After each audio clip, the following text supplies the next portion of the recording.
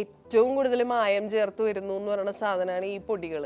കാരണം ഇപ്പൊ വന്ന് മുളക് പൊടിയൊക്കെ എടുത്ത് ഇതിന്റെ അകത്ത് ഇഷ്ടികപ്പൊടിയാന്നുള്ളൊരു തോട്ട് നമുക്ക് തന്നെ വരാൻ തുടങ്ങി.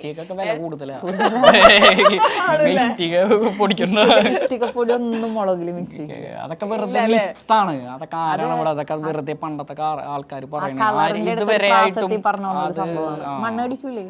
പിന്നെ ഇത്ര വില കൊടുത്ത് ഇഷ്ടിക മേടിച്ചിട്ട് പൊടിച്ച് ഇത്ര വില കുറച്ച് എങ്ങനെയാ കൊടുക്കുന്നതെന്നല്ലേ? അതൊക്കെ വെറുതെയാണ്. ഗ്രേഡുകളാണ് മുളകിൽ. ഇപ്പൊ നമ്മളൊരു ആപ്പിൾ എടുത്ത് നോക്കണമെങ്കിൽ പല ടൈപ്പ് ആപ്പിളുകളുണ്ട്. ഈന്തപ്പഴം നോക്കണമെങ്കിൽ പല ടൈപ്പ് ഈന്തപ്പഴം ഉണ്ട്. നമുക്ക് 100 രൂപ തൊട്ടിട്ട് 5000 അല്ലെങ്കിൽ അതിന്റെ മേലേക്ക് വിലയുള്ള ഈന്തപ്പഴം ഉണ്ട്. പക്ഷെ ഇത് ജ്യൂസ് അടിച്ച് അറിയണില്ല ഏത് ഈന്തപ്പഴമാണ് അടിച്ചേക്കണെന്നുള്ളത്. അപ്പോൾ നമ്മള് അതേ കൂട്ടാണ് മുളകുകൾ വരണത്. പല ഇനങ്ങളും 100 രൂപക്ക് ഉണ്ട്, 50 രൂപക്ക് ഉണ്ട്. 50 രൂപന്റെ മുളകും 200 രൂപന്റെ മുളകും മിക്സ് ചെയ്ത് പൊടിച്ചിട്ടുണ്ടെങ്കിൽ വലിയ വ്യത്യാസം കാണിക്കില്ല.